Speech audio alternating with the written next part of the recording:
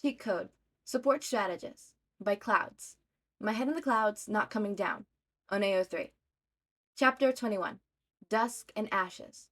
Alright, villain. You want to treat this like a game? Then let's play. Nezu felt a thrill at his prodigy's words and couldn't help the sharp smile that came to his face, even as his co-worker shivered.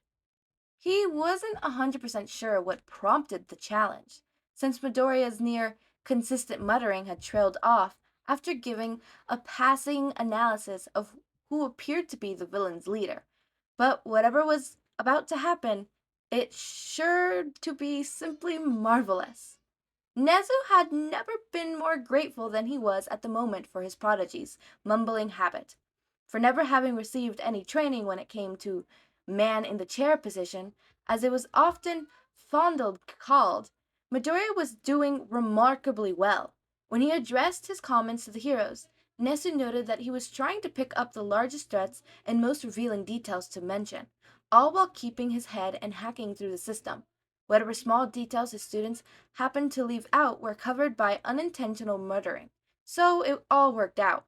Nezu had been a tad concerned when Midoriya had identified the glitch as effects of a technology quirk, but it turned out his worthy was unfolded, as the student had bypassed even the challenge with little issue.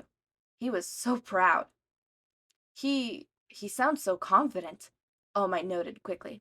He should, Midnight whispered back. He beat a technology quirk from inside the system.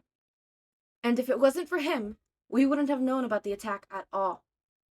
President Mike looked slightly pale, most likely wondering if the next thing Midoriya reported would be his husband's murder. Never having any interest in romantic connections himself, Nezu couldn't even imagine what he must be going through.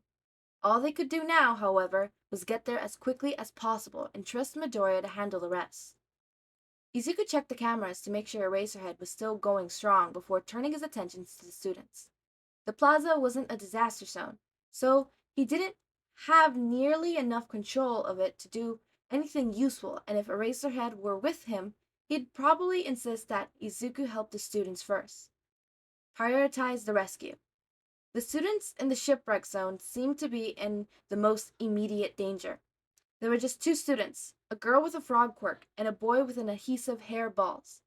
If Izuku remembered correctly, the frog girl could probably jump to safety with little issue, but the boy was packing too much for her to do anything without leaving him behind. Anything that wasn't helped by the fact that the ship was literally sinking. It must have been one of the villain's quirks that damaged it. And yep, they all had quirks that took advantage of water. Okay, easy enough, Izuku murmured. Let's see how useful your quirks are without any water. Izuku hit the keys and the pool started draining. It was going slow at first, and Izuku was almost worried that the water level wouldn't go down fast enough to do any good, until he noticed that one of the drain settings was labeled Whirlpool. Izuku clicked on it. I wonder what that does. It was as if the gates of hell had opened beneath the villains as the water began to vortex down the drain. The villains were yelling, accusing one another of manipulating the water and creating enough generalized confusion that the frog girl was able to grab the ball boy by the waist and jump them both to safety. As they passed overhead, the boy started throwing balls at the villain in panic. Izuku almost wanted to facepalm. What kind of idiot thought it was a good idea to call attention to himself during a villain attack? It ended up working out even better than Izuku could have hoped for, though, since the balls followed the flow of the water and brushed up against the villains, making them stick to each other, by the time the two students had reached safety of the shore, the pool was almost entirely empty, and the villains had somehow formed a ball of bodies that would be almost impossible to escape unless those balls somehow lost their stickiness, which, according to Izuku's analysis of the boy's quirk, wouldn't be happening anytime soon. One zone down, a lot of others to go. Todoroki seems to have things handled in the landscape zone, and Katsuki would probably just get mad if he received any help in the ruin zone, so that left the fire zone, and the pool dome zone, and the mountain zone, for Izuku to choose from. Izuku! He startled as Mei slammed the door to his workroom open. Hansu is a boring class rep. He won't even let me make a little fire. Not now, Mi-chan, Izuku said distractedly. The kid with the tail quirk, Ojiro, was fighting alone in the fire zone, and there was a guy approaching him from behind. Mei came up from behind. Is that the USJ? Izuku took control of the flamethrower and turned it on to high. Ojiro whipped around as he heard the villain scream, but couldn't waste too much time figuring out what happened, since another villain was already running towards him, some kind of telekinesis quirk to control the flames. It was supposed to be a standard rescue exercise for 1A, but Mei was silent for a long moment as Izuku cut off the fire within 50 feet of Ojiro and his current opponent. The villain's eyes widened in shock as the entire weapon supply disappeared before him in a blink. But Ojiro was the first to recover, using his tail like a whip to knock the guy out. What can I do to help? Izuku glanced over to his best friend, surprised to see her looking serious for one of the first times since he ever met her. It would have been enough to creep him out if he hadn't seen the familiar gleam of determination and passion in her eyes, as they quickly zoomed in and out, flickering rapidly between the different screens as she took in every detail. Close the door. We don't want other students panicking. As Mei complied, he turned his attention back to the fire zone. Ojiro had started running after he took out the last opponent, but he obviously didn't know where he was going, because he was just running deeper and deeper into the maze. He sensed Mei behind him, so he jerked his head towards the extra chair, sitting against the wall, and slid over to give her room to sit beside him. With one hand, Izuku grabbed one of the earpieces from the box power loader had left on the desk, and with the other, he created a wall of frames right in Ojiro's path to force him to turn tail. Good. He was heading in the right direction now. Izuku threw the comms to Mei as she sat down. Channel 3, controls are on the side. I've already got access to the disaster zones, and the teachers are on their way, so we just need to keep the students alive until they get there. Mei grinned as she plugged in another keyboard and pulled it towards her. So I do get to make explosions? Izuku couldn't help smiling back. As many as you want. Here, you can have the fire and pull zones. I've been using the fire to guide Ojiro, that's the student with the tail, to exit. I don't know how the ones in the power load zone are doing. Just leave it to me, Izuku, Mei cracked, using a flamethrower to keep Ojiro from running down a dead end. This is so much more fun than listening to the class rep. Midoriya?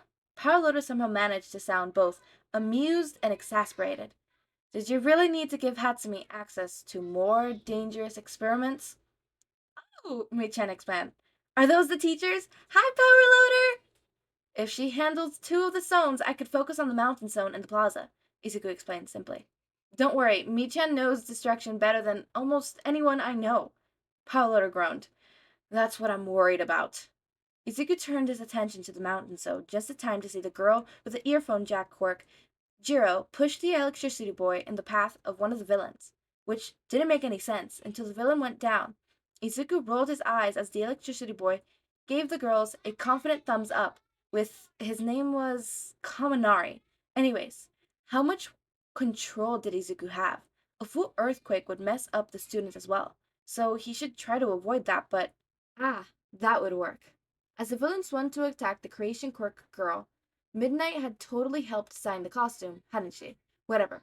Not important right now. Just as the villain was about to land a hit, he found himself launching into the air as a pillar of rock suddenly popped out of the ground, directly beneath him. Izuku grinned. The teachers probably used this feature mostly to change the landscape and give upperclassmen a variety of landscapes and opponents without having to consistently rely on Cemento's quirk. But he could use it to, well, quite literally trip up the invaders, considering that he'd raise up a small length that made of the villains flat on their face as they ran towards Jiro. Keeping one eye on the mountain zone, Izuku glanced over towards the plaza. Nezu, is there anything I could use in the plaza? The only things I see is the fountain, but that doesn't seem like it's going to be very useful, and I don't think the villains had noticed yet, but Eraserhead is starting to slow down. There was a small gasp on the other end of the line, but Izuku couldn't tell which of the teachers it was from. Vaguely, Izuku was aware that one of the mountain zone villains had popped up out from the ground and was making its way towards the plaza. Finally, Nezu spoke up. There are not any disaster simulations there, but every building on campus has a defense system if you could access them. All right, weapons, Izuku murmured and poked around for a moment. Perfect. Found them. Good, Nezu said. Now, be aware that the most firepower is not as precise as the situation requires, and that the more lethal options might take a few minutes to warm up. Be careful, Midoriya. Izuku nodded. His throat suddenly felt very dry. Okay, that's a lot of pressure, says the kid who's already started fighting back. Hound Dog growled. Don't overthink it, kid. Just do your best and save who you can. Everyone else will have to come later. Izuku glanced at Mei, who nodded at him firmly, and he felt a flood of determination take over him. Yes, sir. I'll do my best. He took a moment to look over his weapon options, deciding to use the guns only as a last resort. It looked like the best option he had was some sort of weighted net. He shot out experimentally at a knot of villains that were standing far enough away that the fight, and Izuku didn't have to worry about hitting Eraserhead. The net hit the group on the head, and instantly all action stopped as everyone in the glass turned to look and tried to figure out where the net had come from. The leader started scratching at his net again. After the initial success, Izuku was feeling a little more confident, so he aimed another net at the leader. If he could trap him, then Izuku fired, only for the net to disappear into a purple portal right before it hit its target. Another portal appeared near Eraserhead, and the net came flying out, forcing him to dodge. Izuku grimaced. Sorry, my bad. The warp villain appeared next to the leader, looking quite a bit worse for wear from his fighting with the students at the entrance. Izuku took notice that a few purple balls stuck out to the arm of his neck, along with chunks of concrete. So the two students from the shipwreck zone must have made it out to the entrance and helped the fight there. The two villains seemed to be talking, so Izuku scrambled to access the audio from the plaza, turning it loud enough for both him and Mei to hear the conversation. Allowed one of the students to escape, Shigaraki. The warp villain voice was deep and smooth. It was almost to be calming if it didn't belong to a villain. He will most definitely raise the alarms, which means that the heroes will be here soon. Izuku glanced over at the cameras for the entrance. Which student had escaped? Oh, that was perfect. The kid with the engine quirk escaped, Izuku told the teachers. He should be heading your way now. Good, Nezu said. That means that the villains won't be expecting us so quickly. Notify us if anything has changed. Yes, sir.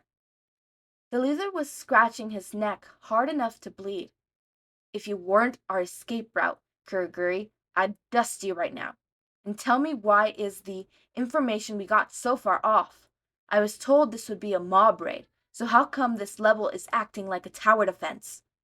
Izuku gulped. They've noticed his interference. He shook his head and forced himself to focus on the hints of the leader's quirk. He said something about dust. So does he have a quirk that allows for dust manipulation? If so, Izuku would need to limit the destruction in the plot. The villain that Izuku had seen escape from the mountain zone stepped between the two leaders and interrupted their conversation. We have a problem. I don't know how, because I haven't detected my quirk since I stepped through the portal, but someone from the outside got through and seems to be using the building to fight back. The lead villain, Shigaraki, if Izuku had heard correctly, slightly stilted. So, what you're saying is that someone is using cheat codes? The warp villain Kurogiri apparently interrupted the blocker, confused with an air of professionality. I don't suppose there's a way to tell where the interference is coming from. A set of coordinates would be most appreciated. Shigaraki wilted and pinned the blocker with a magnetic state, only partially visible behind the creepy hand that the villain was using as a mask. Yes, tell us where this cheater is now. Izuku forgot how to breathe, and he could barely hear Mei gasping beside him as she moved to crush his hand. If they figured out they were at the main school, they could warp to get them, which would put the rest of the student body in danger. The teachers were all gone to handle the attack, and if the location of the attack changed, they wouldn't be able to get here in time. The blocker took a hesitant step and raised his hand nervously. That's not how my quirk works. I can block certain kinds of electronic signals, but I'm not a tracker.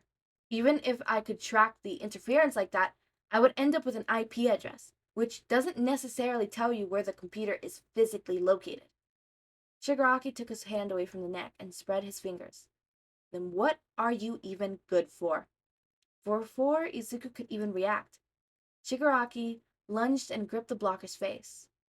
A strangled scream left the man's mouth before it was cut off at first of his mouth, then his vocal cords, then his lung disintegrated under the villain's touch. Within 30 seconds, the only thing left of the blocker was a pile of bones and blood and dust. Izuku breathed. Oh my god, I am so happy I didn't wait. Oh my god, I love that chapter. This chapter is super cool. I just absolutely loved the whole Izuku using the simulations within the USJ to his advantage. Like sitting there back like supporting people. He's literally a support strategist, but he's literally supporting the heroes and the hero course students by sitting there and hacking and sitting there and doing that. Oh, I love that so much. I love it so much. I also love how Michan went from bubbly and whatever to like serious. Like she knows when it's time to be freaking serious, because sometimes, yeah, being goofy and stuff like that in situations like this will only get people killed or yourself killed. So I really love that aspect of Mei that we saw. As for Shigaraki saying this was like who's the cheater, who's using cheat codes, I geeked out more than I should because the word cheat codes was used and the fanfic name, I geek out way too much. I also had to stop recording for a while because I had to squeal because Eraserhead and Present Mike husbands? Oh my god. Oh my god. I love that. Let's keep it that way.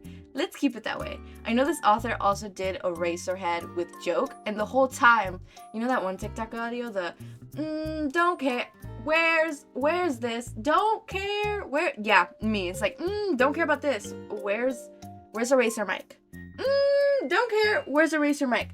No shame to the ship. I personally just don't ship it. So the whole time I was like, I don't want to be here. I don't ship this at all. Where's my Eraser Mike? As always, make sure to eat, sleep, drink water, take your meds, have a wonderful day or night. Join our community server, link is in the description. Subscribe to see more of my content, and thank you so much for watching.